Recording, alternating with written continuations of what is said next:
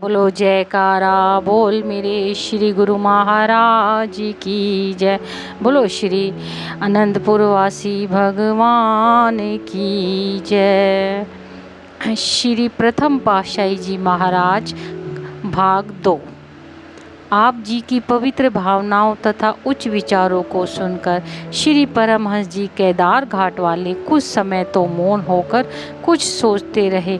इसके पश्चात फरमाया, भाई हप्पू, यदि तुम्हारा ऐसा ही ख्याल है तो ठीक है, ऐसा ही करो, परंतु एक बात तो तुम्हें माननी ही होगी, यह कि लाला नरहर प्रसाद और उनकी धर्मपत्नी ने आपका पालन पोषण अपने पुत्र की भांति किया है।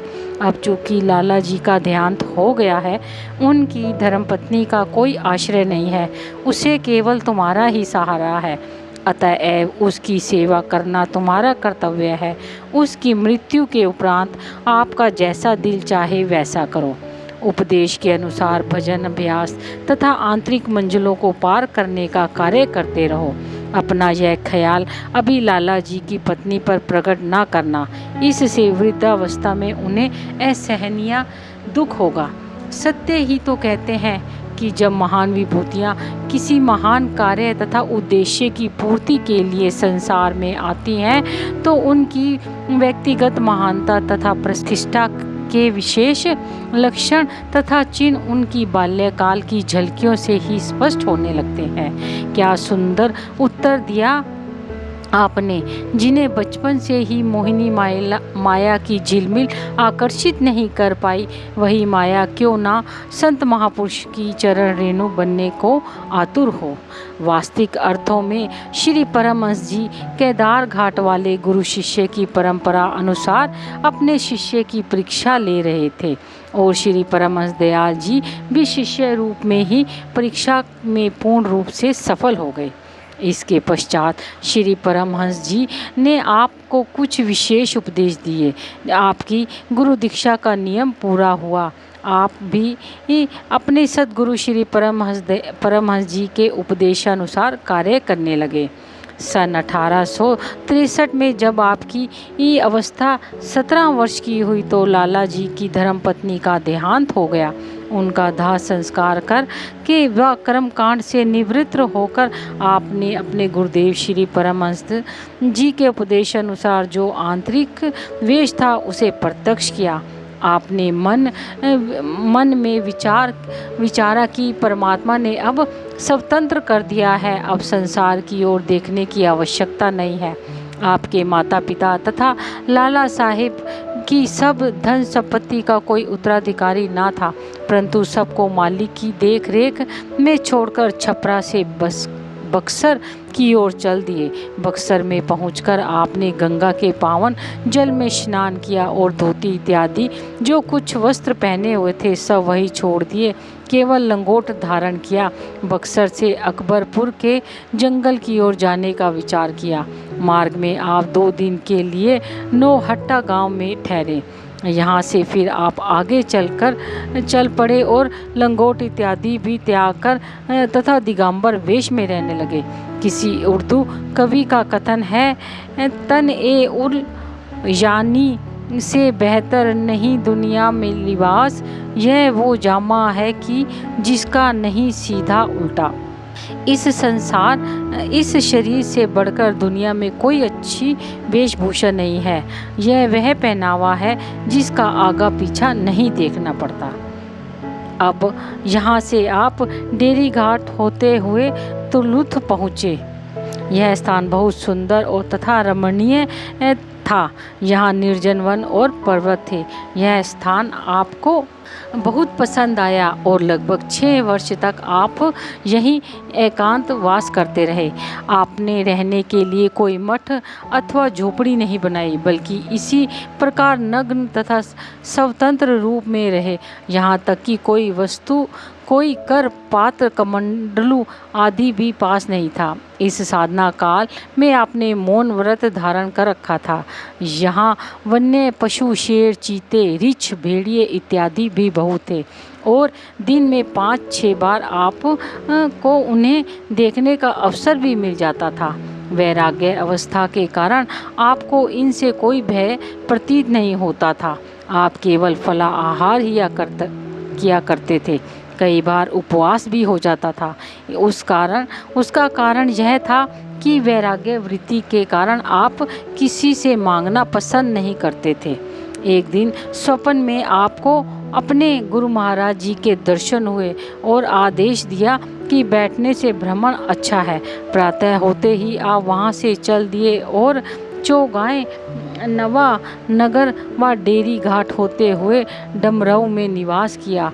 यहाँ आपने भोजपत्र का कौपीन धारण कर ली और लगभग 2-3 मास तक यहीं रहे। अब महाराजा साहिब के तालाब पर ठाकुर जी के मंदिर के समीप रहते थे। कभी कभी नंदनवन की ओर भी चले जाते थे। अब आप उससे आगे चल दिए। हुमराहू से चलते चलते आपके मन में यह विचार उत्पन्न हुआ कि 3 दिन से अधिक एक स्थान पर ठहरना उचित नहीं है। आप पटना की ओर चल पड़े।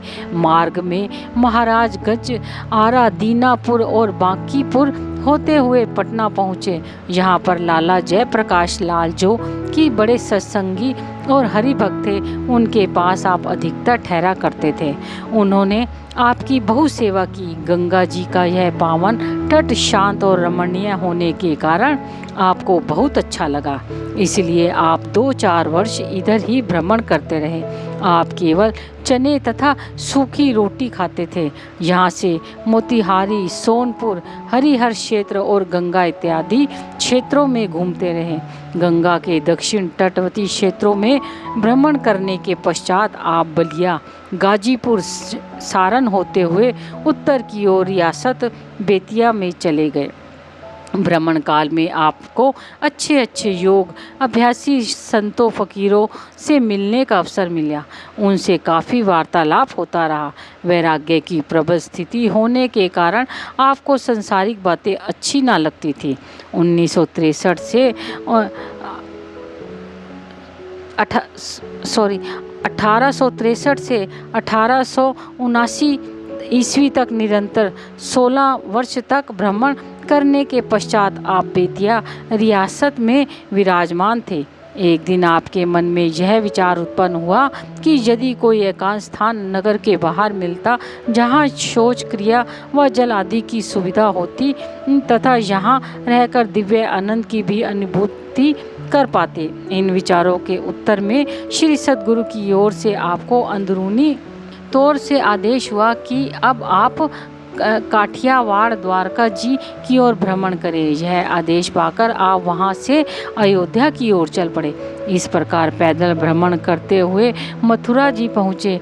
यहाँ पर आपको एक महापुरुष के दर्शन हुए जो आपको बड़े प्यार से मिले और कहने लगे, परमहंस राम याद आओ मिलो।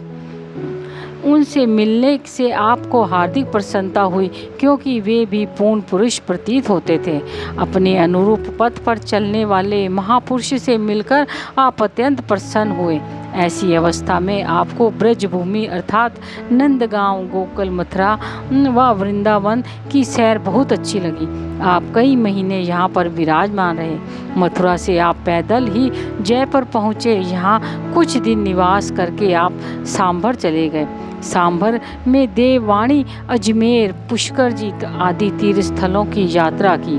फिर आपको उस ब्रज वाले महापुरुष से मिलने की इच्छा हुई, अतः आप मथुरा जी लौट आए। मथुरा जी में आपने उस महापुरुष की स्वाभाविक ही खोज की, परंतु उनका कोई पता ना चला। एक दिन आप उनकी खोज के विचार में कालीदह के समीप सो गए तो स्वप्न में उनके दर्शन हुए। उन्होंने फरमाया, मुझको क्यों ढूंढते फिरते हो? आपको देखो, क्या मैं और तुम अलग अलग हैं? इसके पश्चात फिर वह महापुरुष अंतर ध्यान हो गए।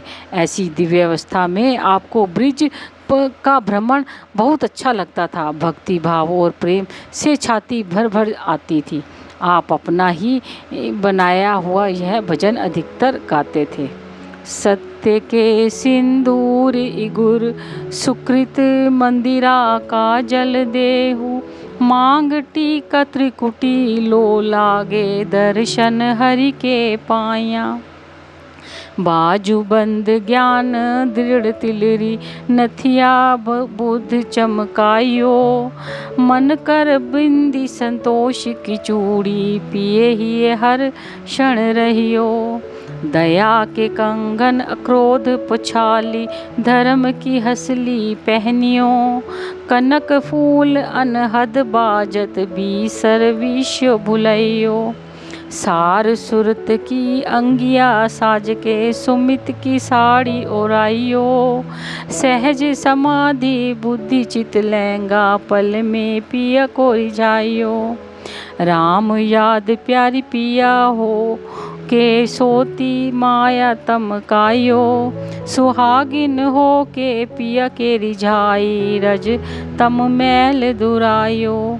करऊँ मैं भक्ति सिगार, नाथ महारानी होयो। इस भजन में श्री परमहंस दयाल जी ने यह दर्शाया कि केवल श्री इष्ट देव ही एकमात्र प्रियतम हैं, शेष सब संसार नारी रूप है।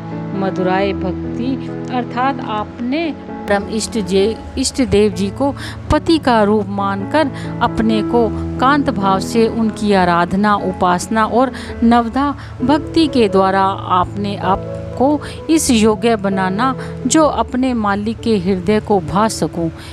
वे मेरी भावना को देखकर मुझे अपने हृदय में स्थान दे दें।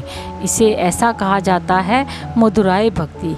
कांत भाव से प्रियतम को भजना, इसी भाव को लेकर इस भजन की रचना की गई है। सुरती को प्रेसी का रूप दिया गया है और अपने प्रणेषण प्रीतम को निहारा करती हुई कहती है कि हे नाथ, मेरे जीवन धन, मैं भक्ति भरा श्रृंगार कर के आपकी ही महारानी बनना चाहती हूँ।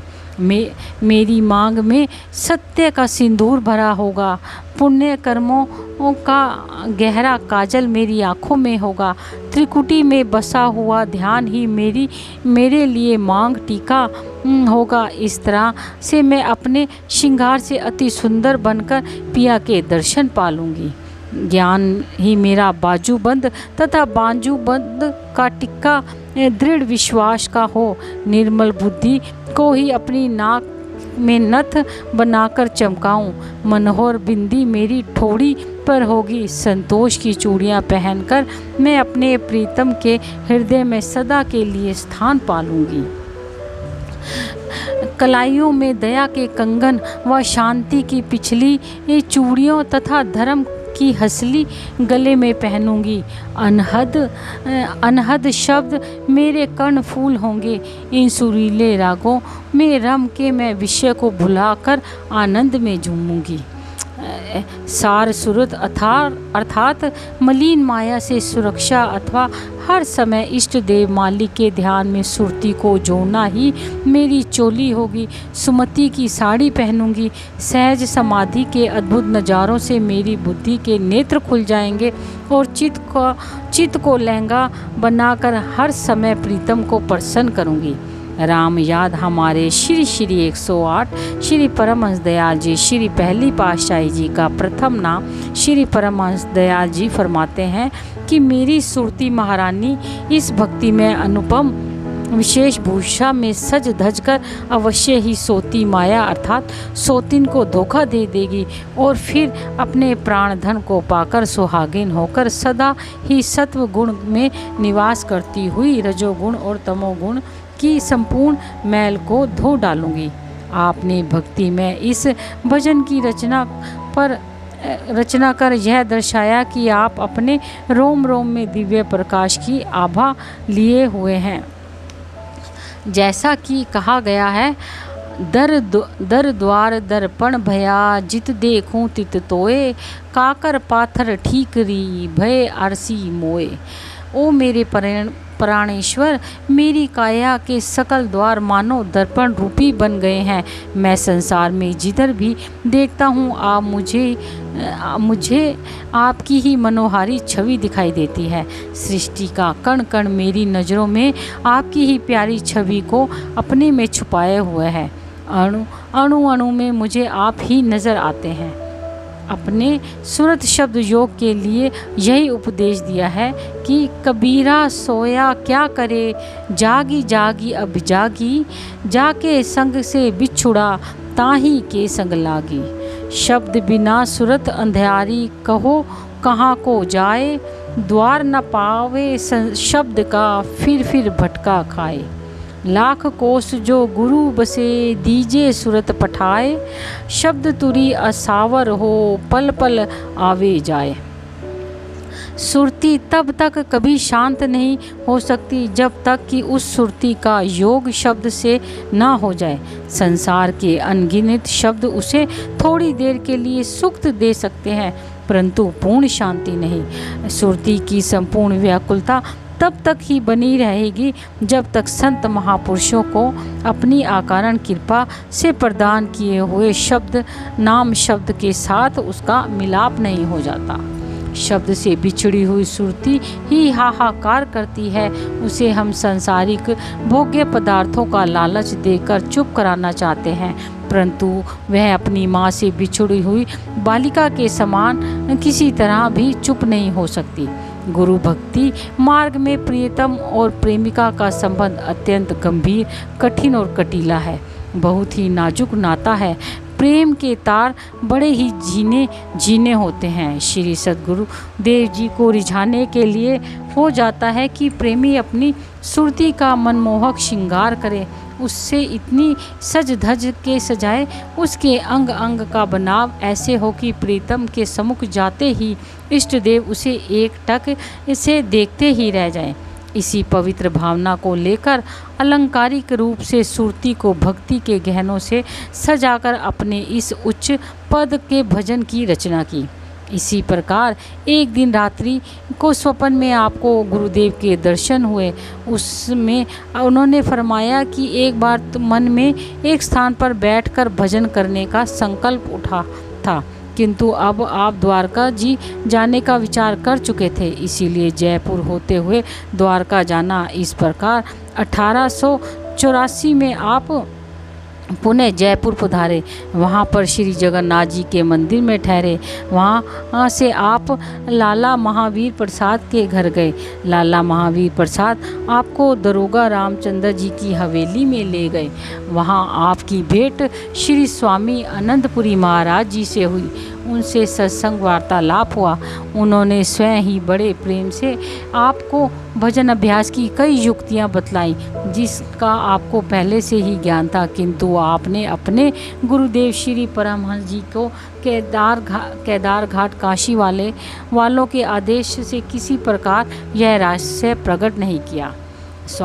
जब श्री स्वामी आनंद पुरी जी महाराज की आयु लगभग 90 वर्ष की हो गई, तो उनके शिष्यों ने देखा कि स्वामी जी का प्रेम श्री परमहंस दयाल जी से अधिक है। उनके शिष्यों में से एक शिष्य लाला महावीर प्रसाद जी ने एक दिन श्री अनंतपुरी जी के चरणों में विनय की कि महाराज, आपके बाद आपका उत्तराधिकारी कौन होगा। स्वामी अनंतपुरी जी ने एक कागज़ पर उर्दू में लिखा दिया, परमहंस राम याद को मानो। उस समय श्री परमहंस दयाल जी निकटवर्ती स्थान पर गए हुए थे।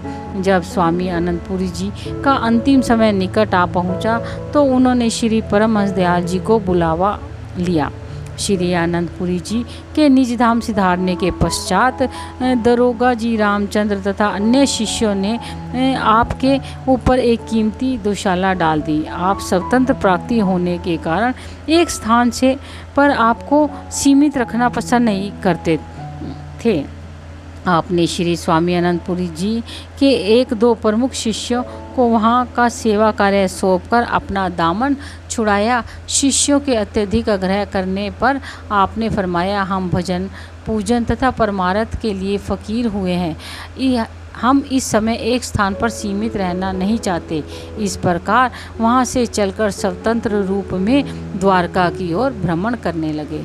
बोलो जयकारा बोल मेरे श्री गुरु महाराज की जय।